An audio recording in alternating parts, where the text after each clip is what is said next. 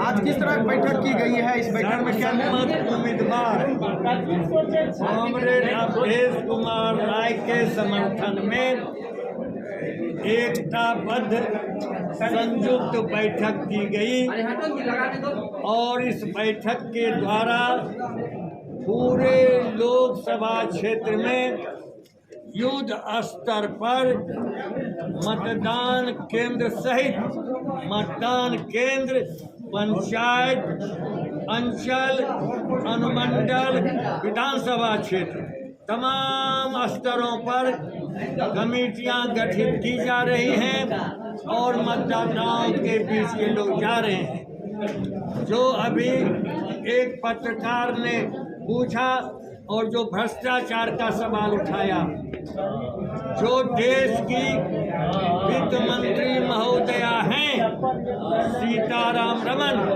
उनके पतिदेव प्रभाकरन ने कह दिया एक वाक्य अंग्रेजी में, electoral law is one of the biggest scam in the world.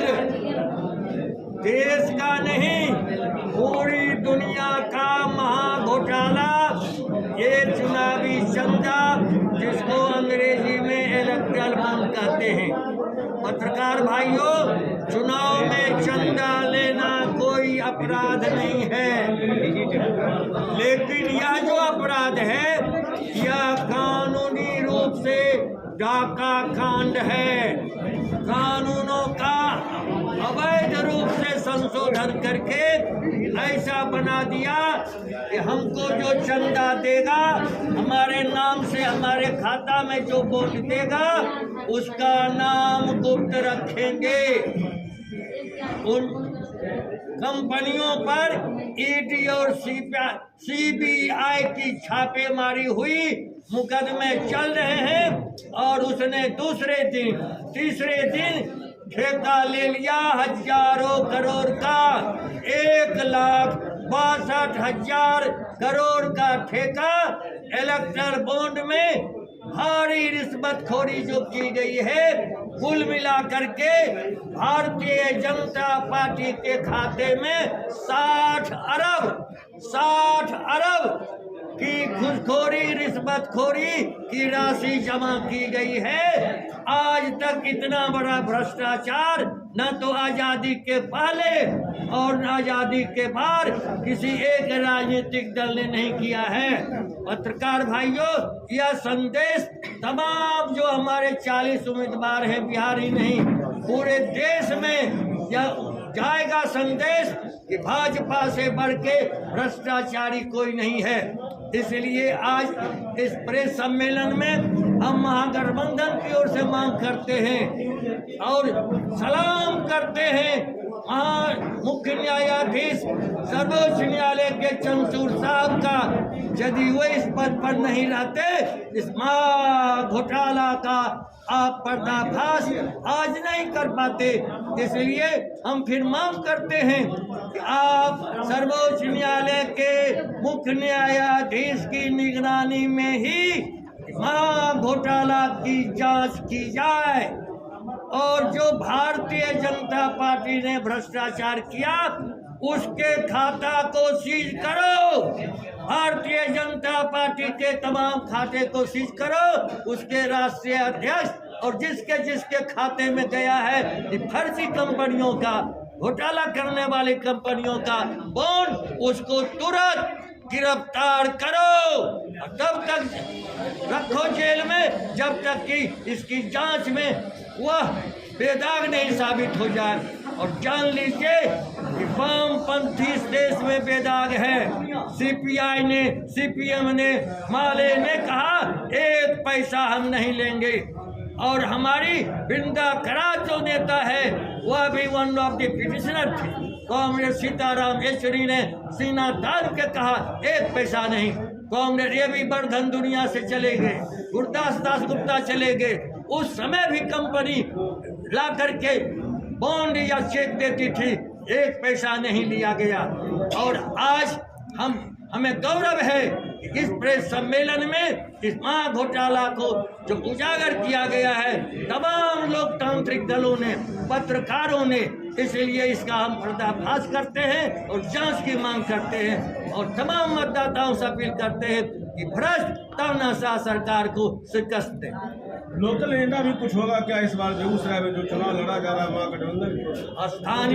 स्थानीय मांग है कि दिनकर विश्वविद्यालय की स्थापना और दुनिया में ये प्रदूषित जिला जो घोषित हुआ शहर बेगूसराय शहर, यह धर्षित प्रदूषण मुक्त कैसे होगी?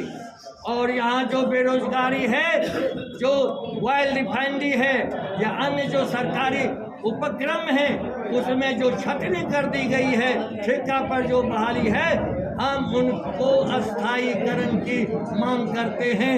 गांव में जो तबाही है, आज जो लोग कल परसों अखबार में पढ़े कि जो दवाओं के दाम में वृद्धि की गई है, देश की दवा कंपनियों ने भाजपा सरकार को घूस दिया, इसलिए दवा का दाम बढ़ाया गया।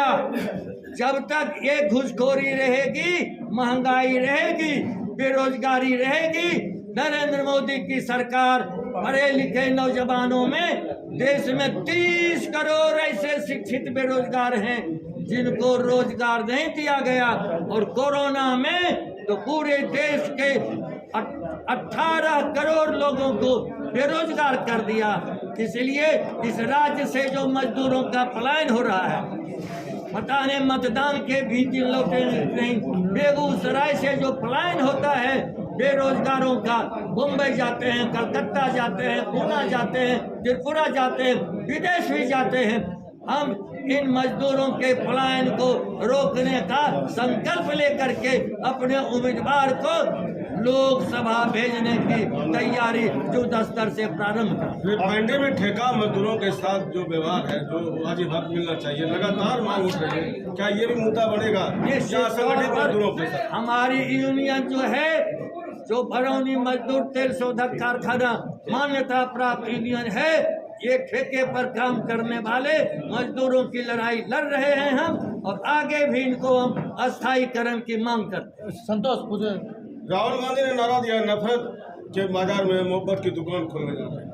हम मोहब्बत वाले ही हैं, प्रेम सौहार्द वाले ही हैं, नफरत को हम शिकस्त देंगे, यह तमाम दलों का संकल्प है। अगले बार भी भारतीय कम्युनिस्ट पार्टी से ही एक बड़ा चेहरा थे चुनाव में, लेकिन बड़े अंतर से जो है जीत हुई थी।